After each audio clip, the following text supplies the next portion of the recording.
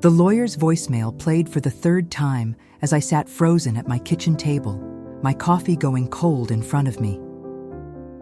Ms. Hayes, this is attorney David Kellerman representing Derek Hayes. My client is filing a civil suit against you for emotional distress and negligent withholding of emergency funds. Please contact our office within 48 hours. I actually laughed. It was either that or scream. My son, my only child, the boy I'd raised alone for 32 years, wasn't just angry that I'd refused to bail him out. He was suing me for not immediately wiring him $8,000 at 2 a.m. Let me tell you exactly what happened. 14 hours earlier, at 2:47 a.m., my phone had exploded with notifications. I remember the time because I'd been staring at the ceiling, unable to sleep after what had happened 5 days before at that disastrous dinner. The messages came rapid fire, one after another, each one more desperate than the last. Mom, emergency. I crashed your car. They're going to press charges. Need $8,000 right now. Mom, answer me. I know you're awake. You always wake up when I text. Fine, be that way, but this is on you. My hands had hovered over the phone, 32 years of motherhood pulling at me like gravity. Every instinct I'd developed since Derek was born was screaming at me to jump, to fix it, to save him. That's what I'd always done. When his father walked out when Derek was 5, I'd worked 2 jobs so he'd never feel that abandonment. I'd skipped meals so he could have new sneakers. I'd given up everything, my dreams, my comfort, my youth, to make sure my son had a good life. But 5 days earlier, he'd looked me in the eyes during what was supposed to be a pleasant family dinner and said words that finally broke something inside me. I've always loved Grandma more than you. You're so annoying. That's why Dad left.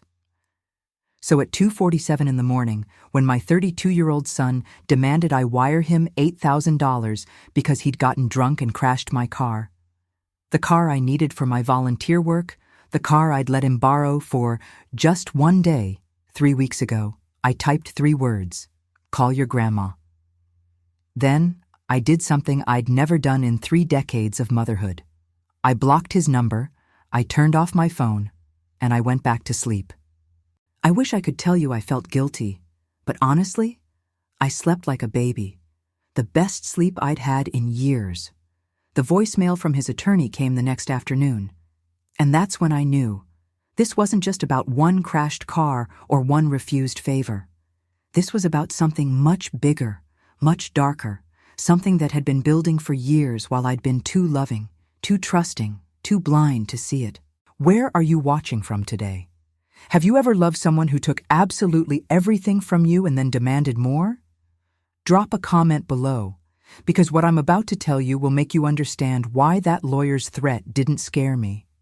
It made me curious. How did I raise a son who thought this was acceptable? And more importantly, what had really been going on for the past 3 years since he'd moved back into my house? Let me back up and tell you how this started. Because what I discovered when I finally opened my eyes wasn't just disappointing. It was criminal.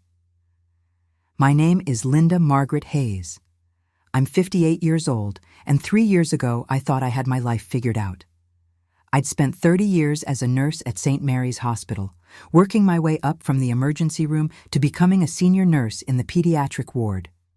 It wasn't glamorous work, but it was meaningful. And more importantly, it had allowed me to do something I never thought possible: raise my son alone and still pay off my house by the time I turned 55. When Derek's father walked out on us when Derek was only 5 years old, leaving me with a mortgage, a kindergartner, and about $300 in our joint account, I made myself a promise. My son would never feel that abandonment. He would have stability, security, and every opportunity his father's selfishness had tried to take from him. So I worked. God, did I work. Day shifts at the hospital, night shifts at a private clinic. I drove the same beat-up Honda for 15 years. I bought my clothes at thrift stores. I ate peanut butter sandwiches for dinner more times than I can count. But Derek? Derek had new shoes when he needed them. Derek went to a good school. Derek never once heard me say we couldn't afford something he truly needed. And it worked. He graduated high school with honors. He got into a decent college. He landed a marketing job in the city after graduation. At 29, he was living independently in his own apartment, dating, building a career. I was so proud I could barely stand it. That's when I decided it was finally my turn. I took early retirement at 55. Not fully retired, but I cut back to part-time volunteer work at the Children's Hospital 3 days a week. I had my house paid off, about $180,000 in savings, and for the first time in my adult life, I could breathe. I could sleep past 6 in the morning. I could read books just for pleasure. I could exist without constantly calculating how many shifts I needed to cover the bills. I was happy. Genuinely, peacefully happy. Then Derek called me, crying, saying he'd lost his job and couldn't afford his apartment anymore. "Come home, sweetheart," I'd said without hesitation. "Stay as long as you need. We'll figure it out together." I thought it would be temporary. 3 months, maybe 6 at most. Just long enough for him to get back on his feet, save up first and last month's rent, find a new position. I'd done it before when he was between jobs after college. It had been fine. The first few months actually were fine, better than fine even. Derek helped around the house. We cooked dinner together. We watched movies on Friday nights like we used to when he was in high school. He seemed to be actively job hunting. I'd see him on his laptop for hours, presumably sending out resumes and networking on LinkedIn. I started thinking maybe this was a blessing in disguise, quality time with my adult son before I got too old to enjoy it. A chance to really know him as a person, not just as the kid I was always rushing to take care of between shifts. Then, about 6 months after he moved in, he met Vanessa. She was 29. Stunning in that Instagram filter kind of way, with perfectly highlighted hair that probably cost more than my monthly grocery budget. She called herself a lifestyle content creator, which as far as I could tell meant she took pictures of herself in front of expensive things she didn't own and called it a career. But Derek was absolutely smitten, and I was happy for him. He deserved love, companionship, someone who made him smile. Except Vanessa's arrival changed things. "Mom, Vanessa's coming over tonight. Maybe you could catch a movie or something?" Derek asked one Friday evening. "Oh, sure, honey. I was planning to meet my friend Carol anyway." I lied. I hadn't been planning anything, but I understood. He wanted privacy with his girlfriend. That was normal, but then it kept happening.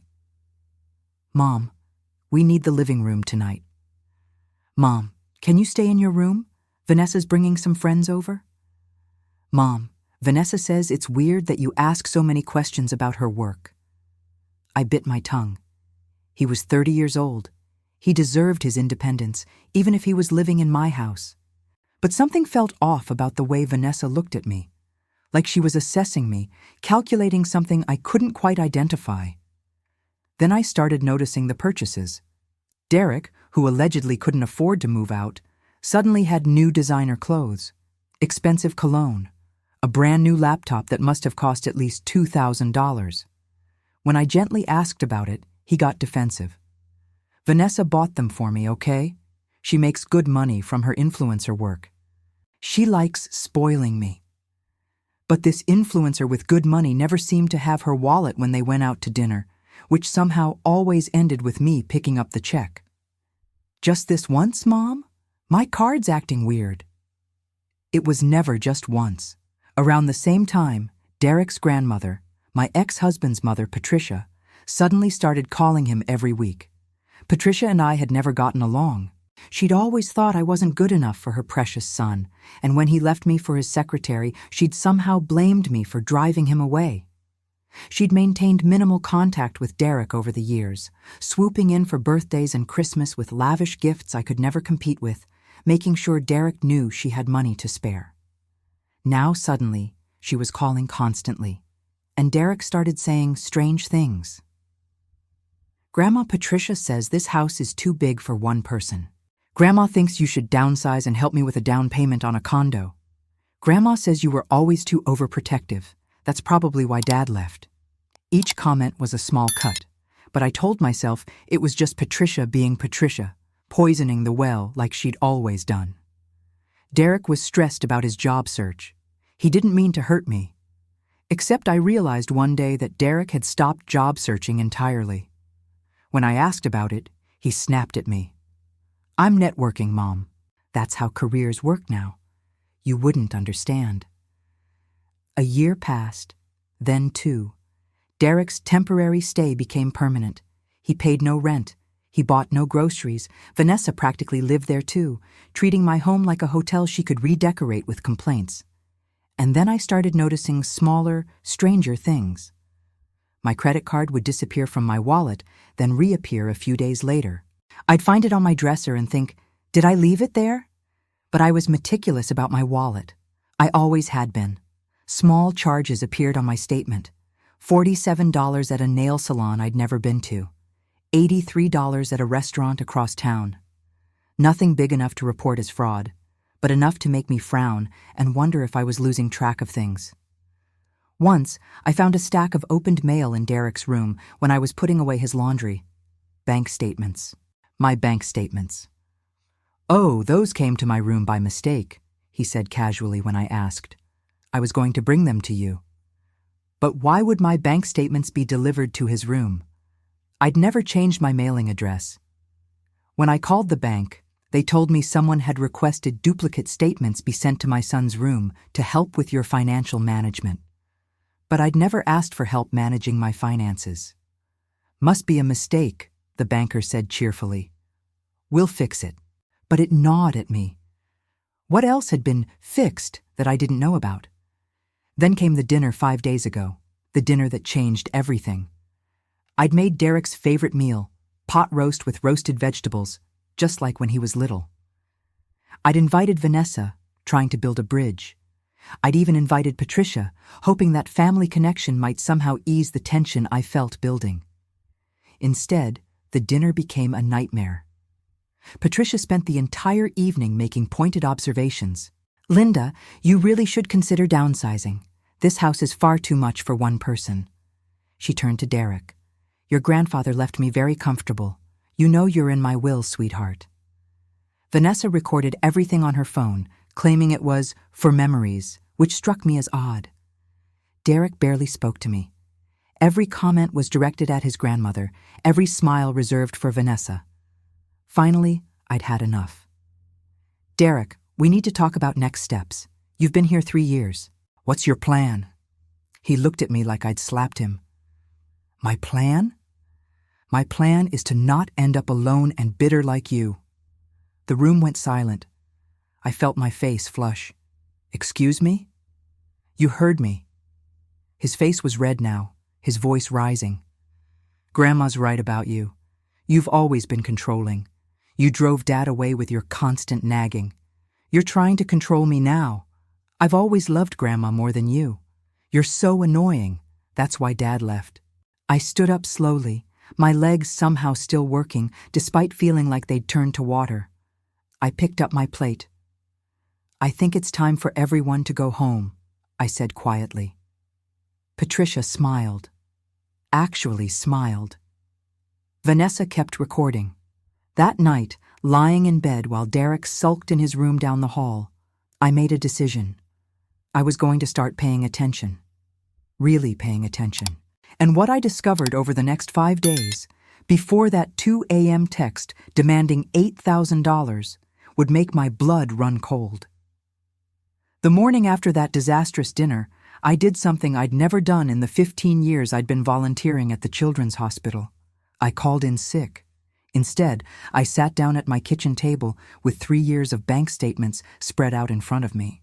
I'd printed them all out the night before, unable to sleep, my mind racing with all those small inconsistencies I'd been dismissing for months.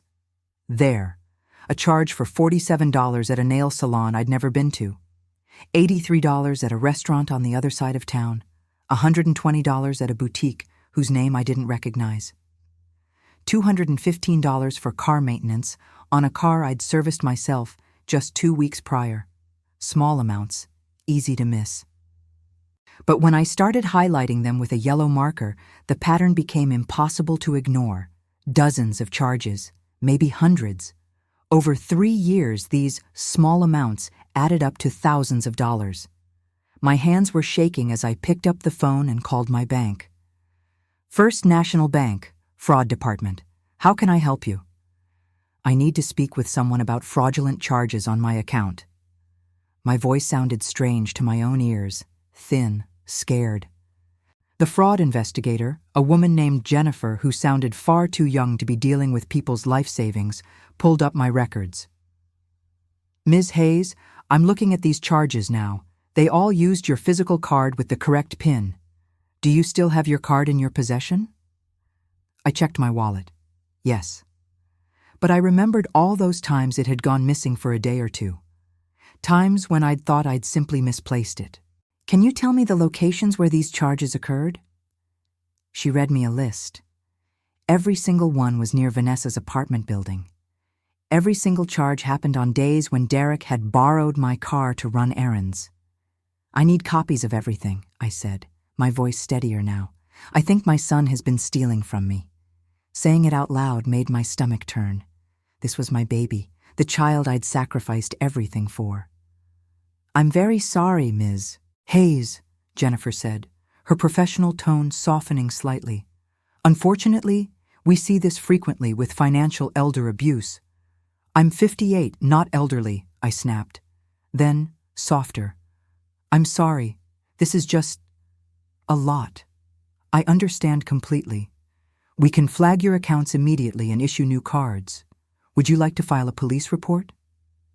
Would I? This was Derek, my son. Not yet, I whispered. Let me think about it. But I ordered those records. Every transaction, every detail, going back 3 full years. Next, I did something I'd never done before. I checked my credit report. I'd always been meticulous about my credit. It was how I'd managed to buy this house, how I'd financed Derek's college education. My score had always been excellent. It still was. But there were inquiries I didn't recognize. 3 credit card applications in my name over the past 18 months. One had been approved, a card with a $5,000 limit that I'd never received. Card mailed to address on file, the report said. Derek's room. I felt like I couldn't breathe. The kitchen walls seemed to be closing in. My chest hurt. I forced myself to keep going. I logged into my retirement account, the one I'd spent 30 years building, the one that was supposed to ensure I'd never be a burden to anyone in my old age. There was a loan request pending. $50,000. It had been initiated 3 days ago, 2 days before that horrible dinner. It required my signature to finalize, but someone had started the process. I called the retirement fund immediately, my fingers fumbling with the phone. That request needs to be canceled. I did not authorize it. Ma'am, the request came from your online account using your correct password and security answers. Are you saying someone else has access to your account? How did Derek have my password? Then I remembered, 2 years ago when I'd had a virus on my computer. Derek had spent an entire afternoon fixing it for me. For security, Mom, he'd said, let me save your important passwords in a secure file, just in case you forget them. I'd thought he was being helpful. He'd been gathering keys to my entire financial life. Someone has stolen my login information, I said. I need everything locked down, now. What would you do if you discovered your own child had been systematically robbing you? Would you confront them immediately? Or would you gather evidence first? Because I genuinely didn't know what to do.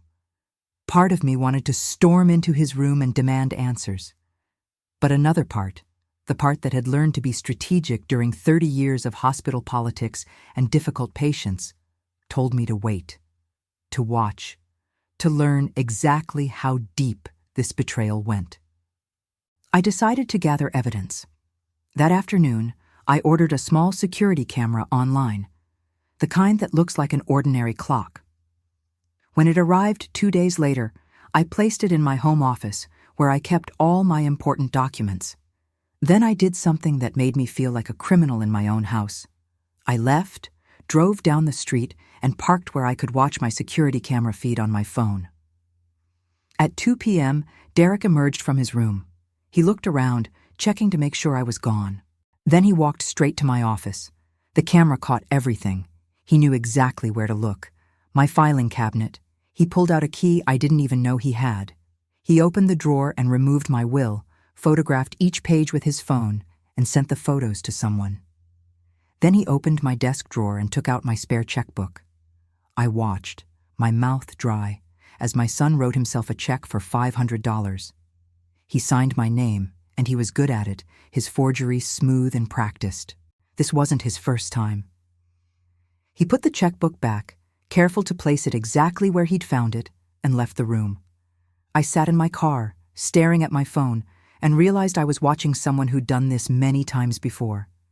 This was routine for him, comfortable. He wasn't nervous or guilty. He was efficient.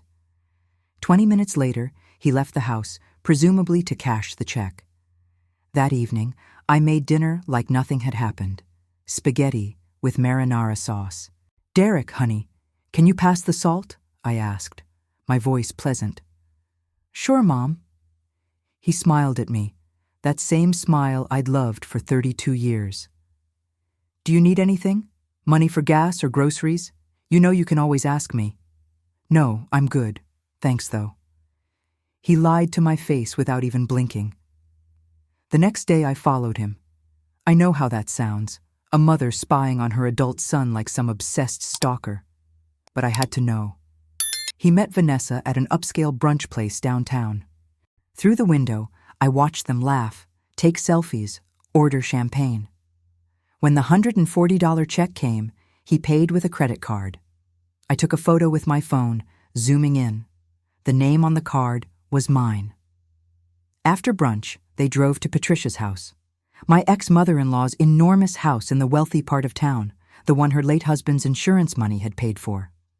Derek and Vanessa went inside. I parked down the street and waited. 2 hours. They were inside for 2 full hours. What were they discussing? What were they planning? The next day, I got a phone call from a law office I'd never heard of. "Ms. Hayes, this is Martin and Associates. We need to schedule a consultation regarding your estate planning." "I didn't request a consultation," I said carefully. "Oh?" The receptionist sounded confused. "Your son Derek called on your behalf. He said you were experiencing some memory issues and needed help updating your will to ensure everything was in order." Memory issues. I was 58 years old with perfect cognition. I could recite every medication dosage for every patient I'd ever cared for in my 30-year nursing career. "That was a mistake," I said, keeping my voice steady. "I don't need your services." "Of course. I apologize for the confusion. May I ask, is everything all right, Ms. Hayes? We specialize in elder law, and sometimes family members reach out when there are legitimate concerns about cognitive decline." "I'm perfectly fine," I said firmly. "My son made an error. Please delete my information from your system." After I hung up, I sat in my car. I'd started spending a lot of time in my car. It was the only place that felt safe. And cried. Not sad tears. Angry tears. Derek was building a narrative. He was setting up a story that I was incompetent, forgetful, declining. Why? So he could take control of my finances legally? So he could have me declared unfit? That evening, I heard Derek on the phone in his room. His door wasn't quite closed. I stood in the hallway, barely breathing, listening to my son plot against me. "Yeah, she's definitely getting worse," he was saying, more forgetful, more confused about basic things. "No, Grandma, I'm keeping detailed notes like you said. Vanessa's been recording stuff too, getting it all documented." My heart stopped. That dinner. Vanessa recording everything. She hadn't been capturing memories. She'd been gathering evidence of my supposed mental decline. "Once we get power of attorney, we can move forward with selling the house," Derek continued. "Yeah, I know the neighborhood's hot right now. Realtor said we could get at least $600,000. That's $200,000 each after we pay off any debts she has left. $200,000 each. Derek, Vanessa, and Patricia. They were planning to sell my house, the house I'd worked 2 jobs for 15 years to pay off, and split the money 3 ways. "She won't fight it," Derek laughed. "She never fights. She's too soft. Always has been. Dad was right about that much. She's a doormat." I backed away from his door silently, my hand over my mouth to keep from making a sound. I went to my bedroom, closed the door, and locked it. For the first time since this nightmare began, I didn't cry. Because Derek was wrong about one thing. I wasn't soft. I'd worked in the ER for 15 years before moving to pediatrics. I'd handled screaming addicts trying to fight the staff. I'd dealt with violent patients twice my size. I'd managed egotistical doctors who thought nurses were beneath them. I'd raised a child completely alone while working 80-hour weeks. I wasn't soft. I was strategic. And I'd been letting Derek think I was a pushover because I loved him. But love has limits, and he'd just shown me he'd crossed every single one. The next morning, I started making calls. A lawyer, a financial advisor, a therapist, because I knew I was going to need one to process this betrayal. I moved money from my easily accessible savings account into a new account at a different bank, one Derek knew nothing about. I changed every password to every account, using the computer at the public library so there'd be no digital trail on my home devices. I documented everything. I printed everything. I made 3 copies of all the evidence and put 1 set in a safety deposit box that Derek didn't know existed. And then came that dinner. The final dinner. The one where Derek told me he'd always loved his grandmother more than me. That I was annoying. That's why his father had left. You want to know the truth? That cruelty might have been the kindest thing he could have done. Because it killed the last bit of hesitation I had about what needed to happen next. 5 days later, at 2:47 in the morning, my phone lit up with that desperate text. "Mom, I crashed your car, need $8,000 for repairs or they're pressing charges." I was ready. I'd been expecting him to escalate. They always do when they sense their plans falling apart. "Call your grandma," I typed back.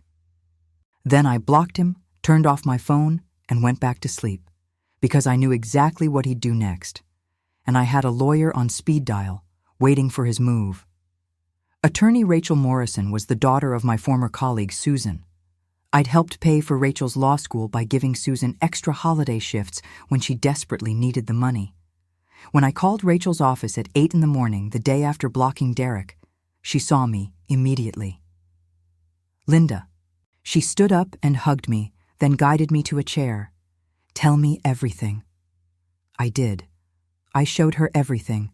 The bank statements with 3 years of fraudulent charges highlighted in yellow.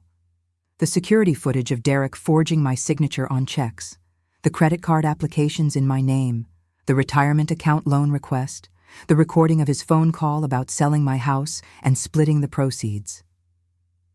With each piece of evidence I laid on her desk, Rachel's expression grew harder. By the time I finished, her jaw was clenched. "Linda, this is elder financial abuse under state law. It's a felony, multiple felonies actually."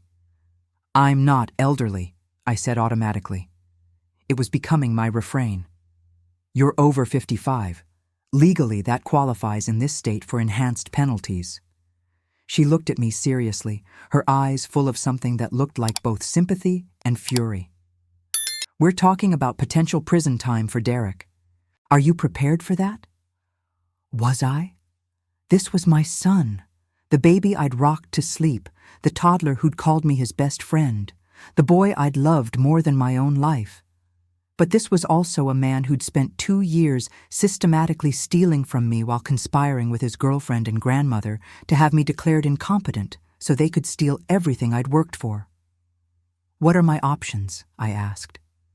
"We can go to the police right now with this evidence. They'll probably arrest him today.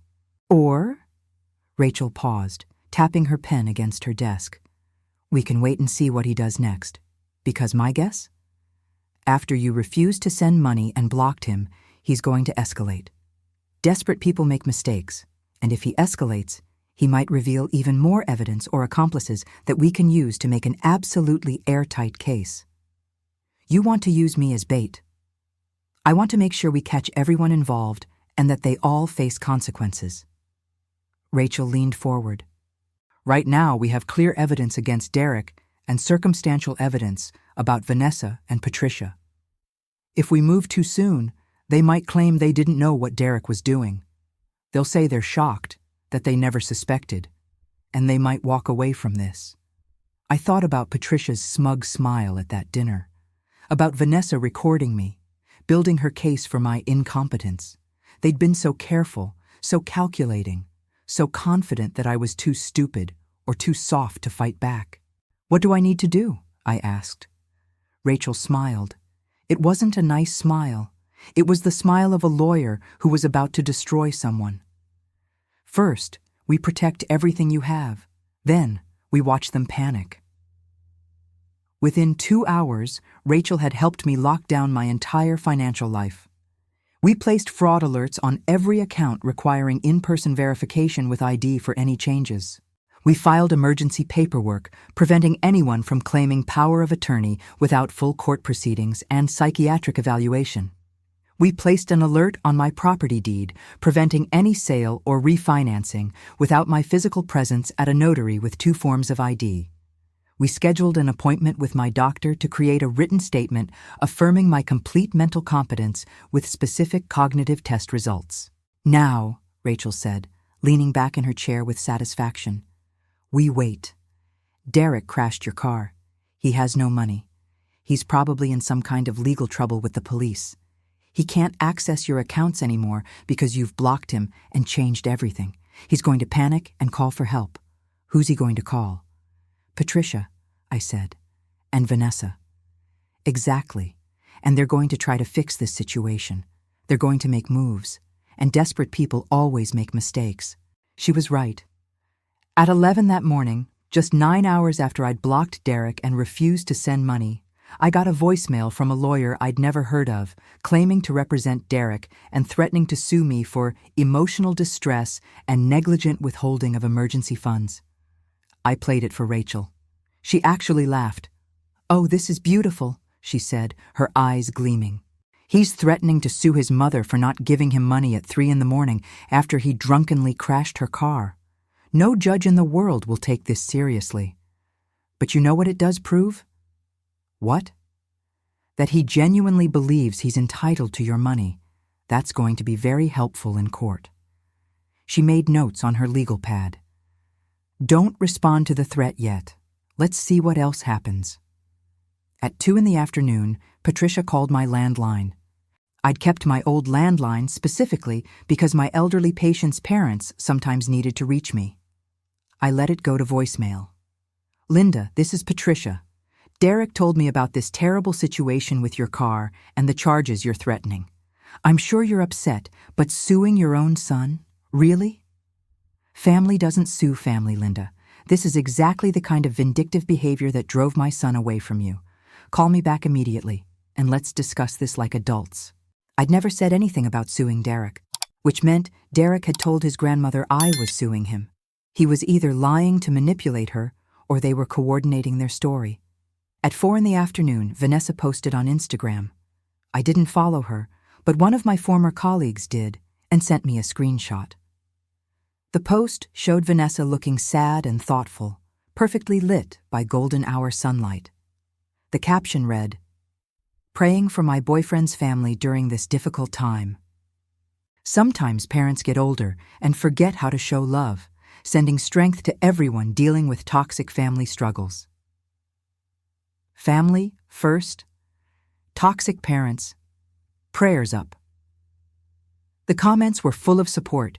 "Stay strong, babe. Toxic parents are the worst. You're such a good person for sticking by him." She was building a public narrative that I was the villain. Interesting. At 6 that evening, I got a call from a number I didn't recognize. When I answered, a male voice said, "Ms. Hayes?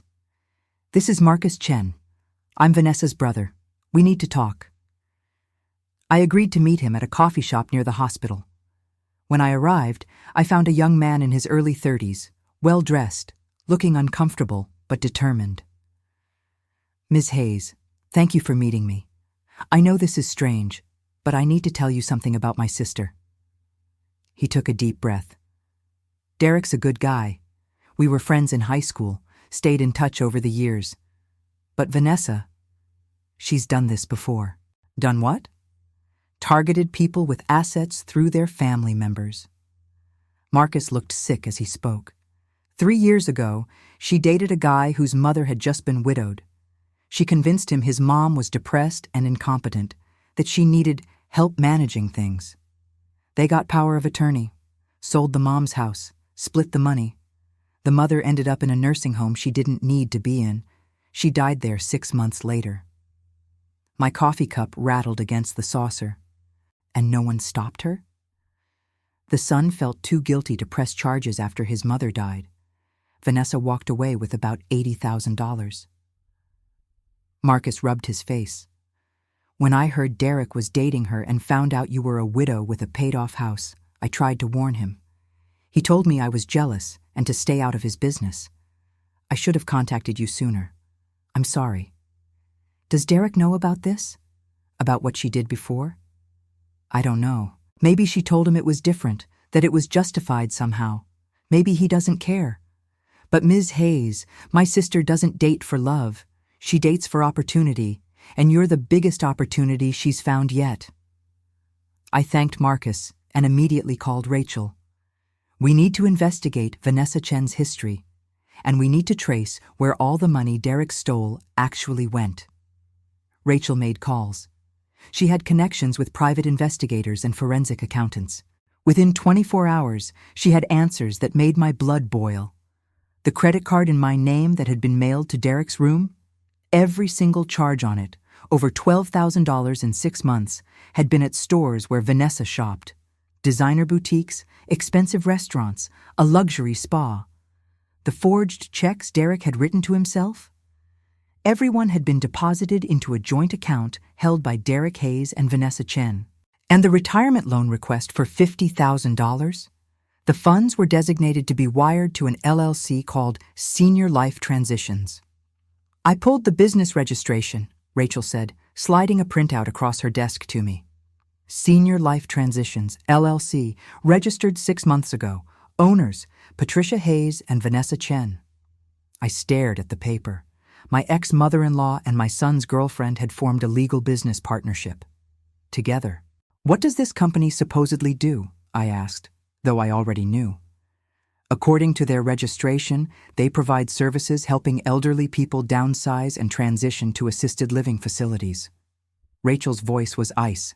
"Linda, they created a company specifically to steal your house legally. They were going to charge you a 30% management fee for the privilege of selling your own home." I felt like I'd been punched in the chest. This wasn't opportunistic theft. This was a premeditated, long-term conspiracy. They'd formed a business. They'd planned this for at least 6 months, probably longer. "This is fraud," Rachel continued. "Conspiracy to commit fraud. Elder abuse with intent to financially exploit. Wire fraud if that retirement loan had gone through. We have them, Linda. We have all of them. So what do we do now? Now we file reports with the police, Adult Protective Services, and the State Attorney General's Elder Abuse Division. We request an emergency restraining order hearing. And then," she paused, "then we let them know that you know, because I want to see if they'll try to threaten or intimidate you. That would make this case absolutely airtight. Won't that scare them into backing off? They've already committed the crimes. The evidence exists. But if they threaten you or try to intimidate you into dropping everything, that adds additional charges, and it proves consciousness of guilt." That night, I lay in bed in my empty house. Derek still hadn't come home since the car crash, and thought about the baby boy I'd rocked to sleep. The toddler who told me I was his favorite person in the whole world. The teenager I'd driven to soccer practice every weekend for 4 years. Where had that boy gone? Had he ever really existed? Or had I been so desperate to be a good mother, so desperate to make up for his father's abandonment, that I'd invented a son who loved me? My phone buzzed. A text from an unknown number. "You're going to regret this. We know where you volunteer. We know your routines. Drop everything and apologize to Derek, or everyone will know what a terrible, vindictive mother you are. We have recordings of you. We have witnesses. You'll be exposed." My hands shook as I screenshot the message and forwarded it to Rachel. Her response came immediately. "Perfect. That's terroristic threatening. Don't respond. Forward to police. I'm filing emergency protective orders first thing tomorrow morning. Linda, we've got them." I should have been scared. A normal person would have been terrified. But all I felt was cold, crystalline certainty. Because whoever sent that text, whether it was Derek, Vanessa, or Patricia, had made a fatal mistake. They thought I cared more about my reputation than my dignity. They thought I'd be embarrassed that people would know my son had betrayed me. They thought shame would keep me silent, just like it always had. But I'd spent 30 years as a nurse. I'd seen every kind of family dysfunction imaginable. I knew that elder abuse was epidemic, that financial exploitation by family members was one of the most underreported crimes in the country. I knew I wasn't alone, and I knew I had nothing to be ashamed of. I wasn't the criminal here. They were. The next morning, I walked into the police station with Rachel at my side and 2 banker's boxes full of evidence.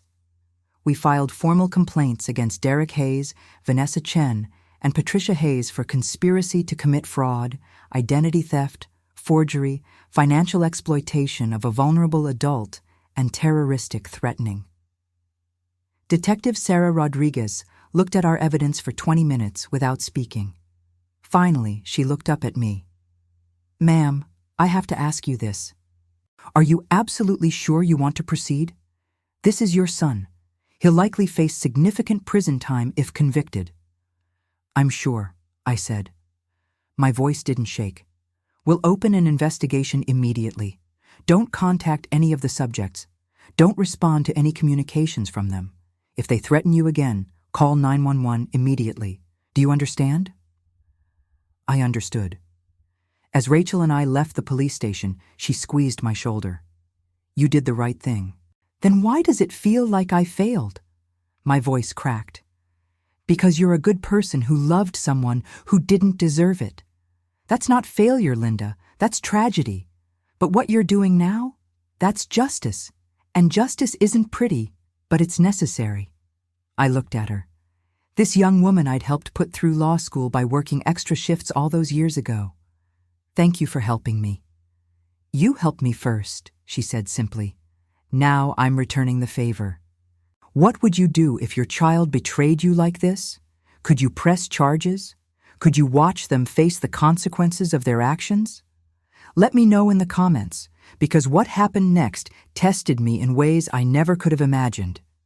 Detective Sarah Rodriguez called me 3 days after I filed the report. Her voice was calm, but carried an edge of satisfaction. "Ms. Hayes, I've seen a lot in my 15 years working elder abuse cases. But this one? This is particularly calculated. They really thought they'd get away with it." "What happens now?" I asked, gripping the phone. "We've frozen the joint account between your son and Vanessa Chen. We've issued subpoenas for Patricia Hayes' LLC records. We've interviewed the bank employees about the fraudulent account changes. And tomorrow, we're bringing all 3 of them in for questioning." My stomach dropped. "All 3? Your son, his girlfriend, and your former mother-in-law. Separately, of course. We don't want them coordinating their stories." She paused. "Ms. Hayes, I need to prepare you. This is going to get ugly. They're going to claim you're lying, that you're senile, that you gave permission for everything. Are you ready for that?" Was I? "Yes," I said. Then more firmly, "Yes." Rachel arranged for me to watch the interrogations via video feed from another room.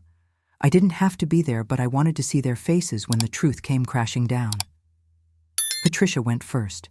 She arrived wearing a designer suit with her own lawyer, projecting the confidence of someone who'd never faced real consequences in her 78 years. "This is absurd," she announced before she'd even sat down. "Linda is clearly having some kind of mental health crisis. My grandson is worried about her." "Mrs. Hayes," Detective Rodriguez interrupted calmly, sliding a folder across the table. "We have records showing you formed an LLC with Vanessa Chen 6 months ago. Can you explain the purpose of that company?" Patricia barely hesitated. "It's a legitimate business helping elderly people transition to appropriate care facilities. There's nothing illegal about that." "Were you planning to provide those services to Linda Hayes?" "If she needed them, certainly. She's 58 and living alone in a 4-bedroom house she can't properly maintain." Derek was concerned. Concerned enough to forge her signature on checks, to open credit cards in her name, to attempt to withdraw $50,000 from her retirement account? Detective Rodriguez spread photographs across the table. Bank statements, security footage, the forged checks. Patricia's confidence flickered like a candle in the wind. I don't know anything about that. Derek must have been acting alone. I had no idea." "Then why is your name on the LLC that was designated to receive those stolen retirement funds? Why were you recorded discussing the sale of Ms. Linda Hayes' house and splitting the proceeds?" Her lawyer leaned in, whispering urgently. Patricia's face went pale. "I want immunity," she said suddenly. "I'll tell you everything, but I want complete immunity from prosecution." In the viewing room, I gripped the edge of the table. Rachel put a hand on my shoulder. "This is good," she whispered. "She's going to turn on them." And she did. Patricia told them everything. How Vanessa had approached her 2 years ago with a business proposal. How Vanessa had researched my finances and discovered I had significant assets. How they'd planned to have Derek slowly convince me I was becoming incompetent, gather evidence, obtain power of attorney, sell my house, and split the money 3 ways. "It was Vanessa's idea," Patricia insisted, her voice shaking. "She said it was victimless, that Linda would end up in a nice facility and wouldn't even notice the difference. And Derek deserved his inheritance early. Linda wasn't using that big house anyway." I wanted to scream. I lived in that house. I loved that house. But to them, I was already a ghost, just an inconvenient obstacle to money they felt entitled to. Derek's interrogation was different. He arrived looking exhausted, no lawyer, wearing the same wrinkled clothes from 2 days ago. He'd clearly been staying somewhere else, probably with Vanessa. When Detective Rodriguez showed him the evidence, he tried to deny everything at first. "That's not my signature." It was. "I never opened those accounts." He had. "My mom gave me permission." I hadn't. Then the detective played the audio recording, the one I'd captured where Derek discussed selling my house and splitting the money. Derek's face crumpled like paper. "I want to talk to my mom. Please. Your mother has requested a restraining order. You cannot contact her." "A restraining order? She's my mom." His voice broke. "A mother you stole from, lied to, and conspired to defraud." Detective Rodriguez leaned forward. "Mr. Hayes, you're looking at multiple felony charges. Do you understand the severity of this?" That's when Derek started crying, real, ugly sobbing. "It wasn't supposed to be like this. Vanessa said it would be fine. She said my mom would never notice, that old people don't understand finances anyway. She said I deserved the money, that I'd suffered enough growing up with a single mom, that my mom owed me for what she'd put me through. What I'd put him through? I'd given him everything. Everything." "So this was Vanessa's idea?" the detective pressed. "She said she'd done it before, that it was easy. She made it sound like we'd be helping my mom by taking control before she made financial mistakes." Derek wiped his face roughly. "I didn't want to at first, but Grandma Patricia got involved and said it was smart, that my mom had always been irresponsible with money." "Your mother, who owns her home outright and has nearly $200,000 in savings? That irresponsible person?" Derek had no answer. Where is Vanessa Chen right now? I don't know. After my mom blocked me and wouldn't send the money for the car, Vanessa got really angry. She said I was useless, that the whole plan was ruined. She left yesterday and won't answer my calls. In the viewing room, Rachel swore. She's running. Detective Rodriguez was already on her radio, issuing orders. Then she turned back to Derek. Mr. Hayes, Vanessa Chen has a documented history of financial fraud targeting vulnerable people through their family members. Did you know that? What? No. That's not... She wouldn't... 3 years ago, she did the exact same thing to another man's widowed mother. She's a career con artist, and you were her accomplice. Now she's fled with whatever cash she could grab, and you're the one sitting here facing charges. I watched my son's face as he realized he'd been used. The devastation in his eyes was almost satisfying. Almost. They arrested Derek that afternoon. Bail was set at $50,000, money he didn't have. He tried to call me 6 times from jail. I didn't accept any of the calls. Patricia tried a different approach. She showed up at my house the next day. I watched through my window as she rang the doorbell repeatedly. I didn't answer. Finally, she left an envelope in my mailbox. Inside was a check for $25,000 and a handwritten note. Linda, let's be reasonable. I'll pay back every penny if you drop the charges. Derek is your son. You can't do this to him. Think of what people will say. Patricia. I took a photo of the check and the note and sent them to Rachel with a message. Attempted bribery? Her response. Oh yes, forward to Detective Rodriguez immediately. This just got better. Vanessa was found 2 days later at her parents' house in another state. When police arrived with an arrest warrant, her parents, decent people who had no idea what their daughter had been doing, cooperated fully.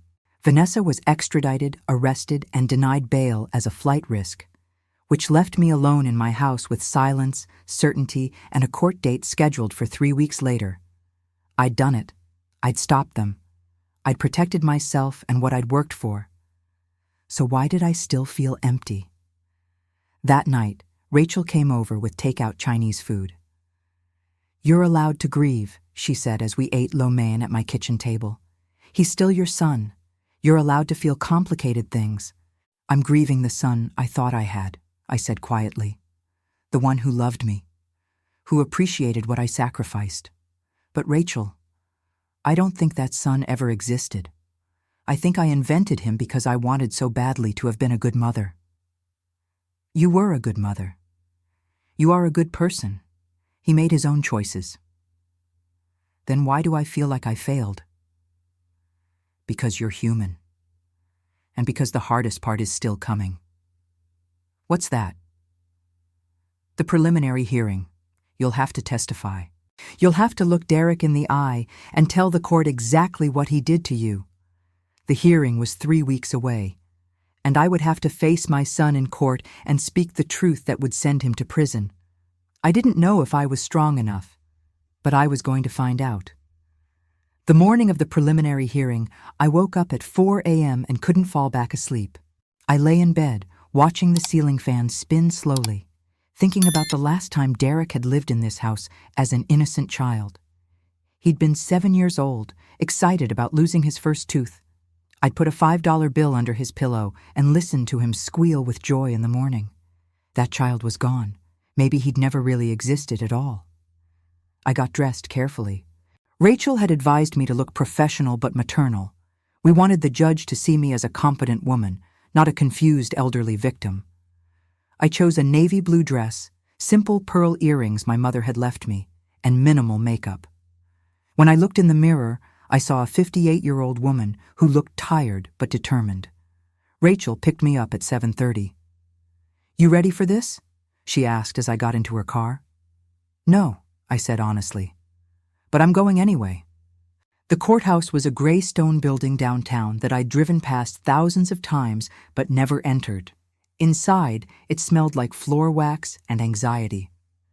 Rachel guided me through security and up to the 3rd floor where the preliminary hearing was scheduled. Remember, she said as we walked, this isn't a trial. It's just a hearing to determine if there's enough evidence to proceed to trial. But the judge will hear testimony. Derek will be there. You'll have to face him. I know. If you need a break at any point, tell me. We entered the courtroom. It was smaller than I'd imagined from watching TV shows. Wooden benches, fluorescent lighting, an American flag in the corner. And there, at the defense table, sat my son. Derek looked terrible. He'd lost weight. His suit hung loose on his frame. His hair needed cutting. When I walked in, his head snapped up and our eyes met. "Mom," he said, starting to stand. His public defender, a young woman who looked barely out of law school, pulled him back down. "Don't," she whispered urgently. I took my seat behind Rachel at the prosecutor's table. My hands were shaking, so I folded them in my lap.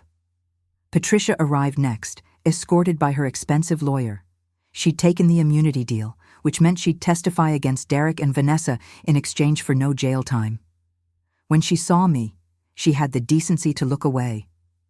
Vanessa was brought in wearing an orange jumpsuit, her hands cuffed.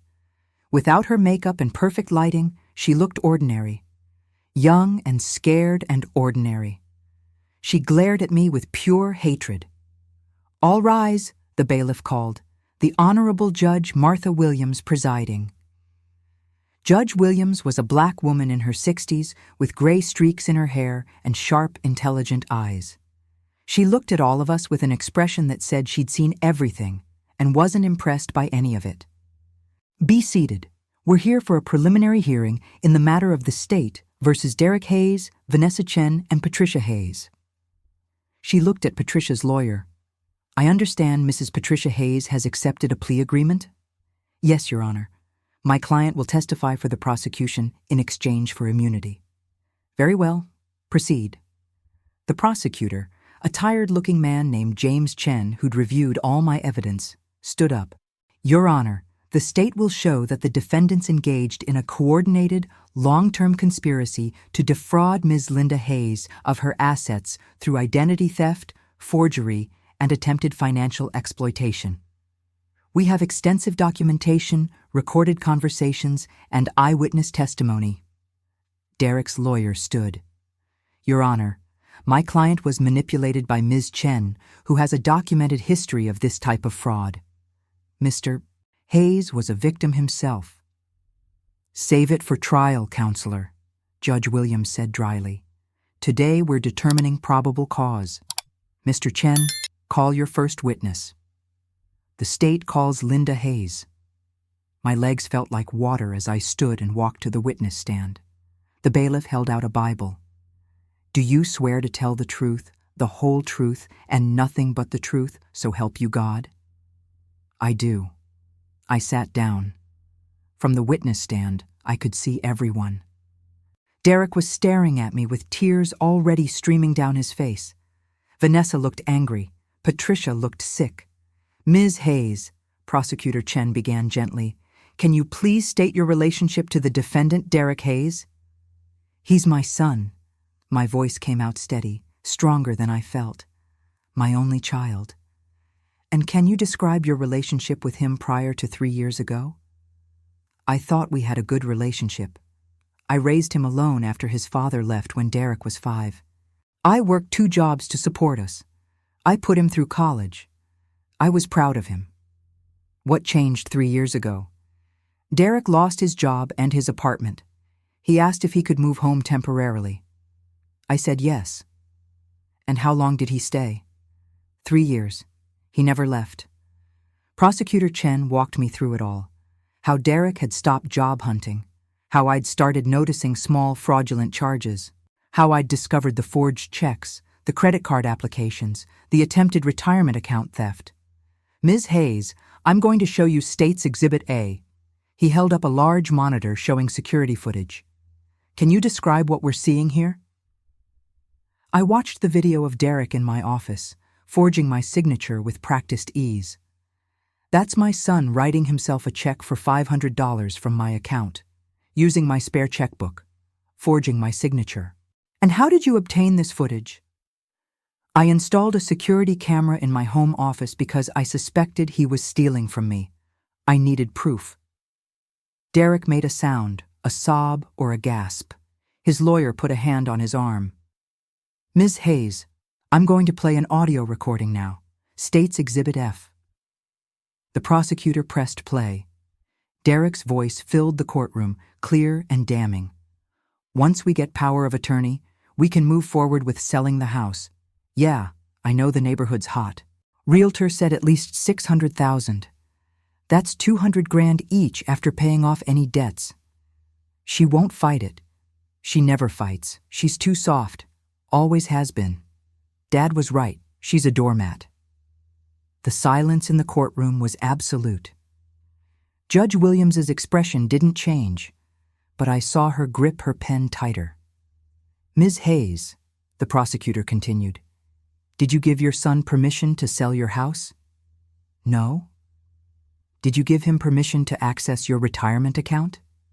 No. Did you give him permission to open credit cards in your name? No. Did you ever tell him you needed help managing your finances due to memory problems or incompetence? Never. I'm a retired nurse with perfect cognitive function. I managed my finances successfully for 30 years while raising him alone. Thank you, Ms. Hayes. Your witness, counselor. Derek's lawyer stood up. She looked uncomfortable. Ms. Hayes, you love your son, don't you? I did, I said quietly. Very much.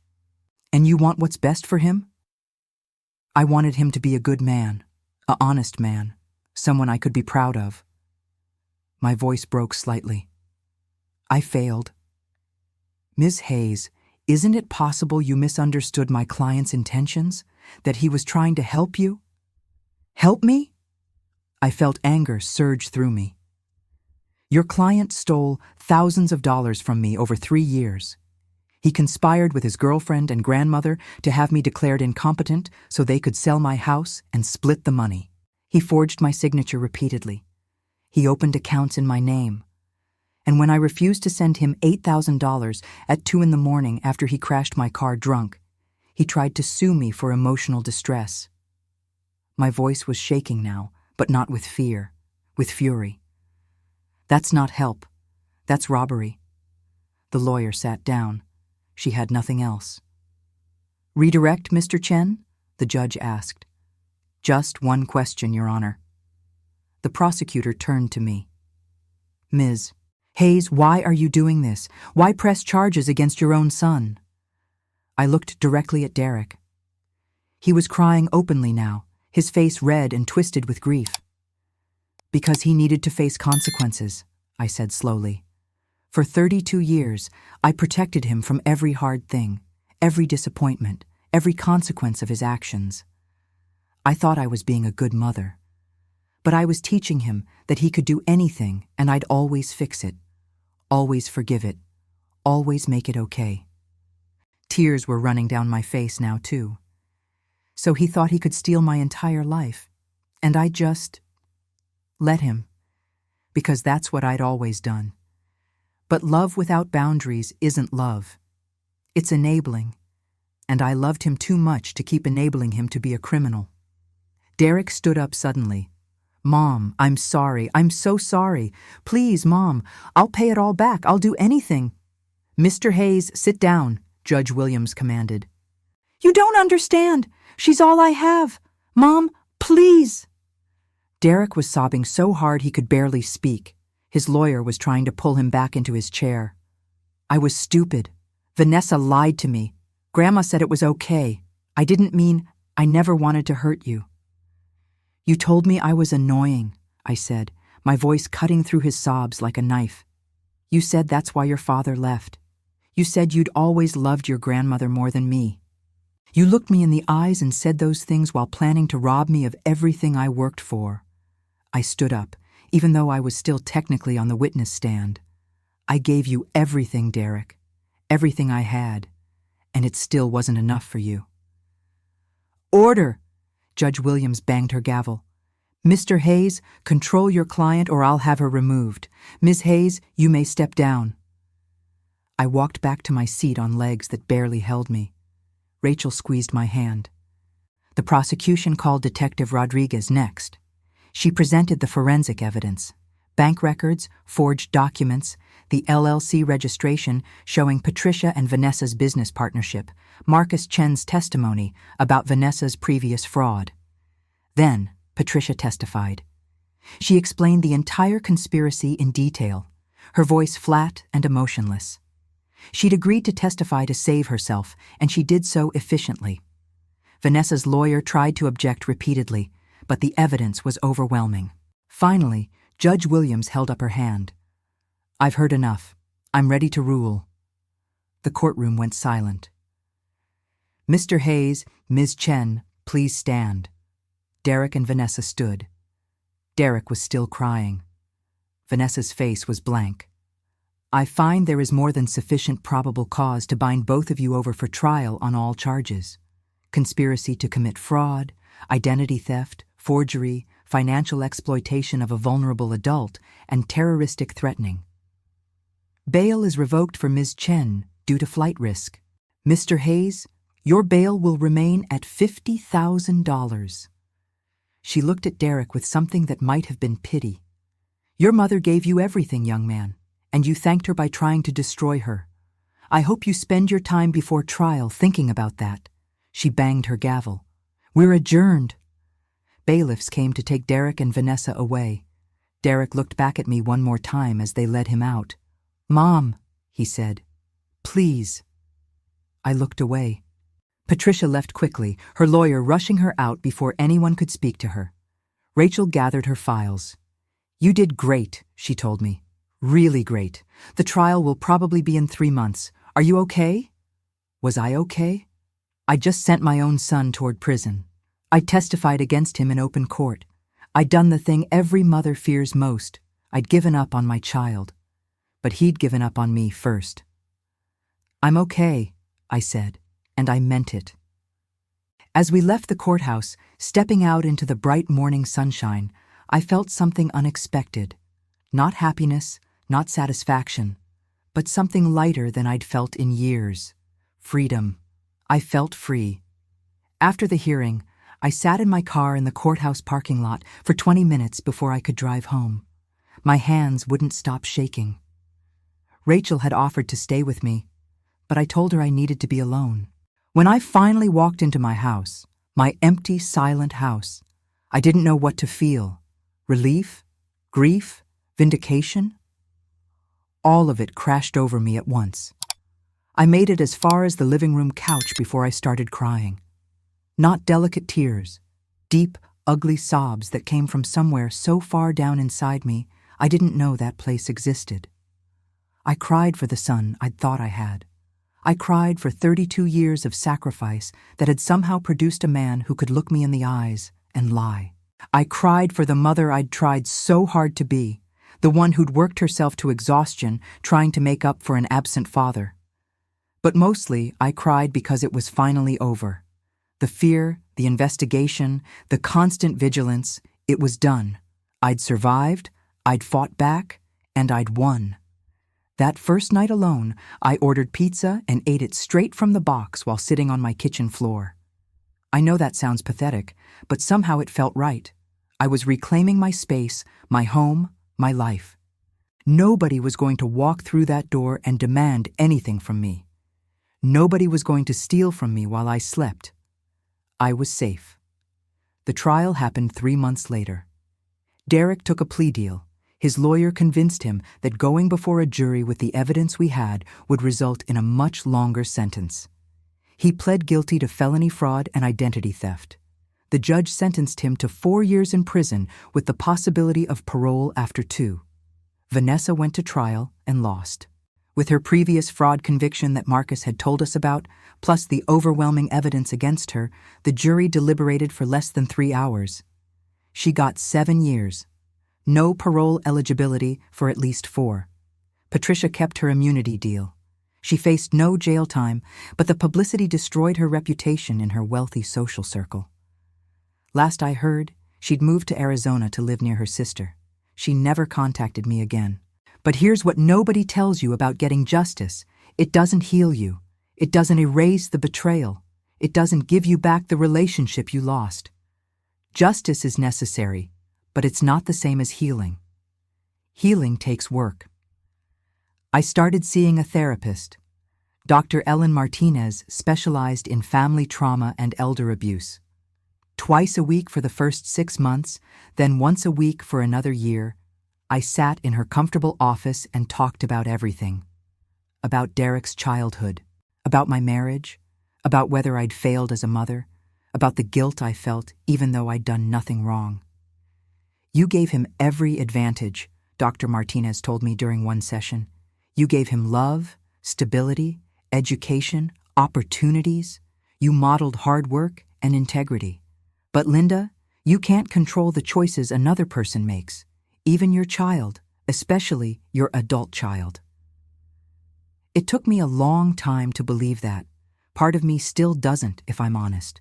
6 months after the trial, I sold my house. I know that sounds like they won, like I let them drive me out of the home I'd worked so hard for. But the truth is, that house had too many ghosts. Every room reminded me of Derek at different ages, and now all those memories were poisoned. I bought a smaller place near the beach, about 40 minutes from the city. It has 2 bedrooms, a small garden, and a porch where I can watch the sunrise over the ocean. Every morning, I wake up to the sound of waves, and it reminds me that I'm starting over, that it's never too late to build a new life. I went back to volunteering at the Children's Hospital, but I also started doing something new. I began speaking at community centers and senior groups about financial elder abuse. I tell my story, not for pity, but to educate, to warn, to help other people recognize the signs I'd missed for so long. You'd be surprised how many people come up to me after those talks. "My daughter does that too," they whisper. "My son keeps asking for money." I think something's wrong, but I don't want to believe it. I tell them what I wish someone had told me. Trust your instincts. Document everything. You are not responsible for an adult child's poor choices. And love without boundaries isn't love. It's enabling. Derek wrote me letters from prison, dozens of them over the first year. Long, rambling apologies, explanations, justifications, promises that he'd changed, that he understood now, that he was getting help. I read the first few, then I stopped. My therapist and I agreed that I needed space to heal, and his letters were preventing that. I'm not sure if I'll ever be ready to have a relationship with him again. Maybe after he's served his time. Maybe never. I'm giving myself permission not to know yet. What I do know is this. I'm 61 years old now. I have good friends, meaningful work, a home I love, and financial security that I've protected. I wake up every morning without fear, without dread, without constantly calculating whether someone is stealing from me. I'm not going to tell you I'm glad this happened. I'm not one of those people who says everything happens for a reason, or it was a blessing in disguise. What happened to me was a betrayal. It was criminal. It was devastating. But I survived it. And in surviving it, I discovered I was stronger than I ever knew. I discovered that I could stand up for myself even when it meant standing against my own child. I discovered that I was worth protecting, worth defending, worth fighting for. If you're watching this and you're experiencing something similar, if someone you love is taking advantage of you, stealing from you, manipulating you, please hear me. It's not your fault. You are not weak. You are not stupid. You are not alone. And it's not too late to fight back. I fought back at 58, and it saved my life. You can do it too, no matter your age. Document everything. Tell someone you trust. Contact a lawyer, the police, adult protective services. Don't let shame keep you silent. Don't let love make you complicit in your own destruction. You deserve better. You deserve safety, respect, and dignity. And sometimes, the most loving thing you can do, for yourself and even for the person betraying you, is to hold them accountable. 3 years ago, I thought my life was over when I discovered what Derek had done. Today, sitting on my porch watching the ocean, I realize it was just beginning. I'm Linda Hayes. I'm a retired nurse, a survivor, and I'm finally, truly free. If this story helped you, please leave a comment below. Share your own experience if you feel safe doing so. And if you know someone who might need to hear this, please share this video. You never know whose life you might save. And don't forget to subscribe for more stories of strength, survival, and justice. Because these stories matter. Your story matters.